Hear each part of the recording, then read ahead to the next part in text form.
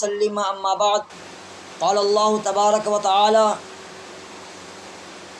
وما ارسلناک الا رحمتا للعالمین عن ابی ہریرہ رضی اللہ تعالی عنہ قال قال رسول اللہ صلی اللہ علیہ وسلم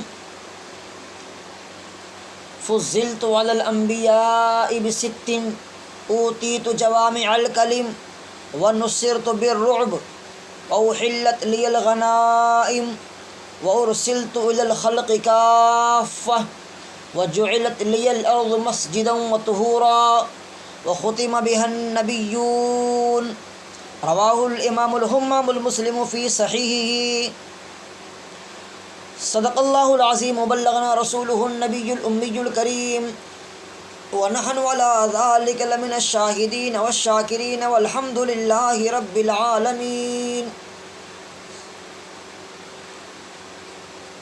محترم دوستو،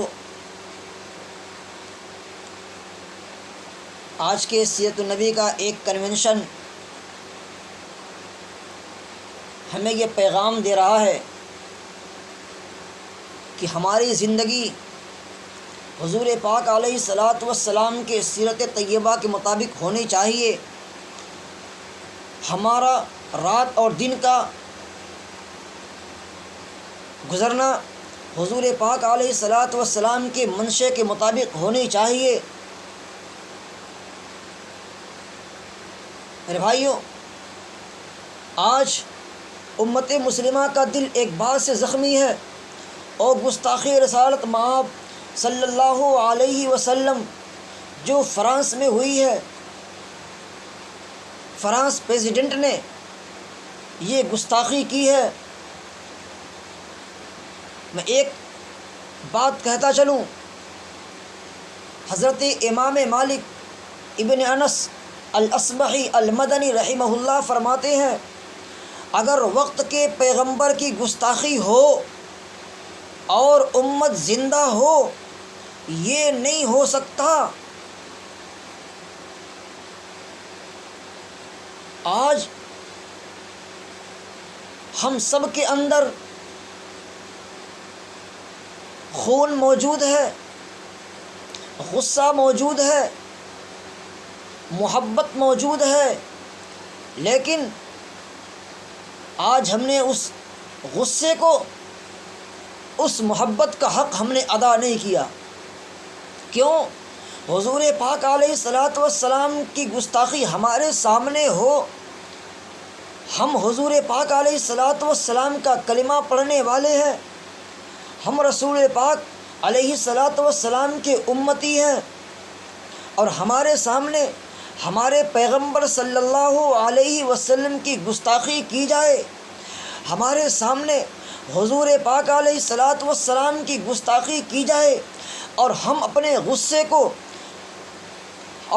غصے پر قابو پا جائیں، ہم اپنی اس محبت پر قابو پا جائیں، ایسا نہیں ہو سکتا۔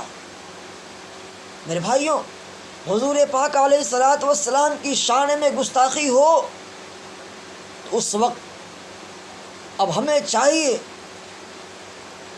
کہ اس کے لیے جتنا ہمارے پاس طاقت ہو اپنی اس طاقت کا مظاہرہ کرنا چاہیے۔ کیوں؟ ہم حضور پاک علیہ الصلاۃ والسلام کا کلمہ پڑھنے والے ہیں، رسول پاک علیہ الصلاۃ والسلام کے امتی ہیں۔ میرے بھائیوں، آج ریاست مدینہ کی بات کروں، حضور پاک علیہ الصلاۃ والسلام کا زمانہ ہے، رسول پاک علیہ الصلاۃ والسلام مدینۃ المنورہ کے اندر تشریف فرما ہے۔ حضرت عمر بن خطاب رضی اللہ تعالی عنہ حضور پاک علیہ الصلاۃ والسلام کے ہاتھ میں ہاتھ ڈالے ہوئے ہیں۔ حضرت عمر بن خطاب رضی اللہ تعالیٰ عنہ فرمانے لگے، اللہ کے رسول، اپنی جان کے علاوہ مجھے دنیا کی ہر چیز سے زیادہ آپ سے محبت ہے، اپنی جان کے علاوہ مجھے دنیا کی ہر چیز سے زیادہ آپ سے محبت ہے۔ اللہ کے رسول فرمانے لگے، اے عمر، کیا کہتے ہو؟ ذرا سوچ کر بولو، کیا کہتے ہو؟ حضرت عمر رضی اللہ تعالیٰ عنہ فرمانے لگے اللہ کے رسول اپنی جان کے علاوہ دنیا کی ہر چیز سے زیادہ آپ کی محبت ہے۔ میرے بھائیوں، اللہ کے رسول نے فرمایا اے عمر، جب تک تیری جان کس سے زیادہ، تیری اولاد سے زیادہ، تیرے مال سے زیادہ، تیری زراعت، تیری کھیتی اور تیرے پیسوں، تیرے بینک بیلنس سے زیادہ میری محبت تیرے دل میں نہیں آتی، تو مومن کامل نہیں بن سکتا، تو مومن کامل نہیں ہو سکتا، تیرا ایمان مکمل نہیں ہو سکتا۔ اس لیے تیرا ایمان اس وقت مکمل ہوگا جب تیرے اندر ہماری محبت تیری جان سے زیادہ ہو جائے۔ تیرا ایمان اس وقت کامل بن سکتا ہے جب میری محبت تیری اولاد اور تیرے والدین سے زیادہ ہو جائے، اس وقت جا کر کے تو مومن کامل بن سکتا ہے۔ حضرت عمر رضی اللہ تعالیٰ عنہ تھوڑی دیر خاموش رہے، اس کے بعد فرمانے لگے اللہ کے رسول اپنی جان سے بھی زیادہ میں آپ سے پیار کرنے والا ہوں، اپنی جان سے زیادہ میں آپ سے محبت کرنے والا ہوں۔ میری جان چلی جائے آپ صحیح سلامت موجود رہیں، میری جان آپ کے قدموں میں نچھاور ہے، میری جان آپ کے قدموں میں نچھاور ہے، لیکن آپ کی ذات برقرار رہے، آپ میرے سامنے آپ کی گستاخی اور میں خاموش رہوں، ایسا نہیں ہو سکتا۔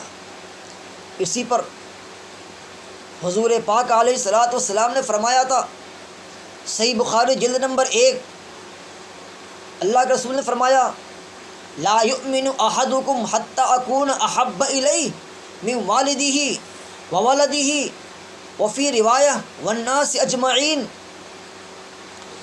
اس ذات پاک کی قسم جس کے قبضے قدرت میں میری جان ہے کہ تم میں سے کوئی اس وقت تک مومن کامل نہیں بن سکتا جب تک اس کے دل میں اس کے والد، اس کی اولاد اور اس دنیا کے تمام لوگوں سے میری محبت زیادہ نہ ہو جائے، اس وقت تک بندہ مومن کامل نہیں بن سکتا۔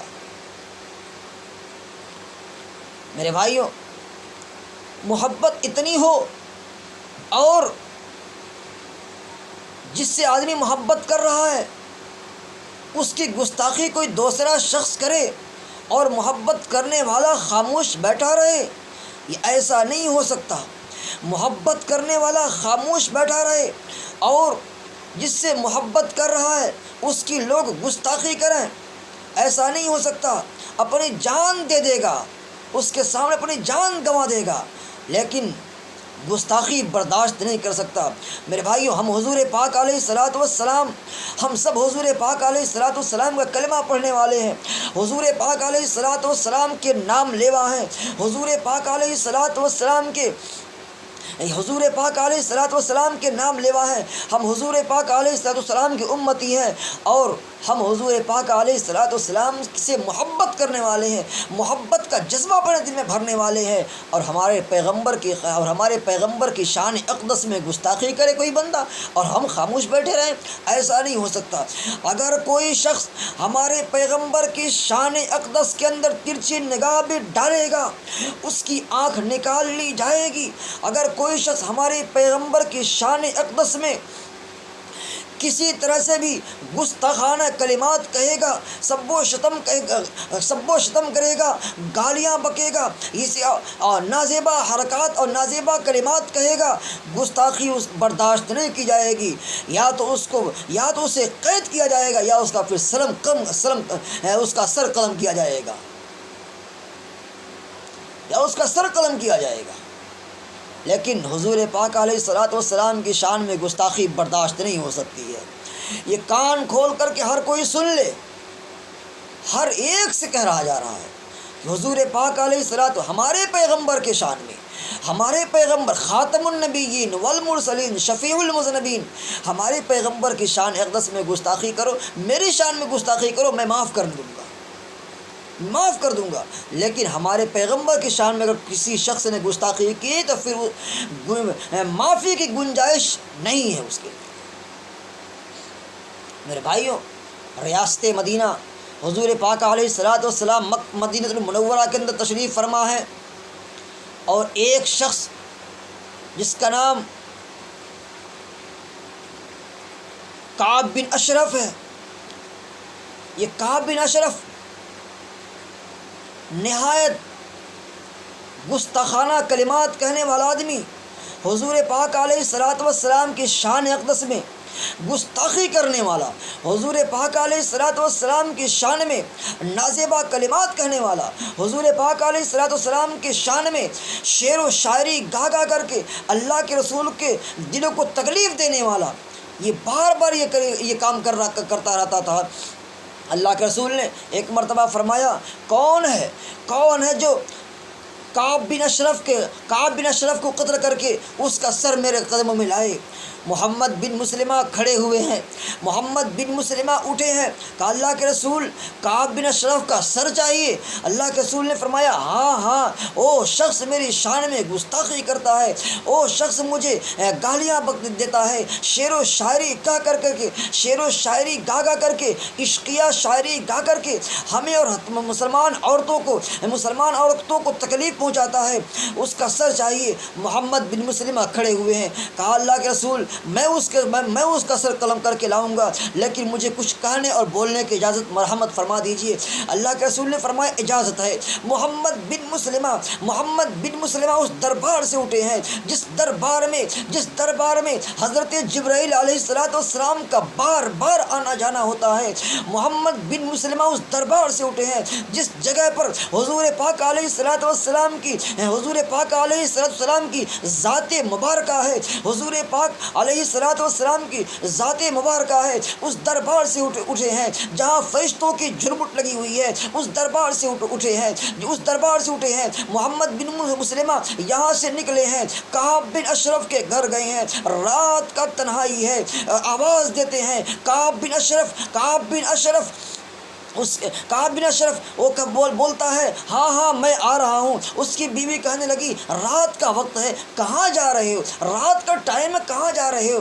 اس کی بیوی کہنے لگی رات کا وقت ہے، کہاں جا رہے ہو؟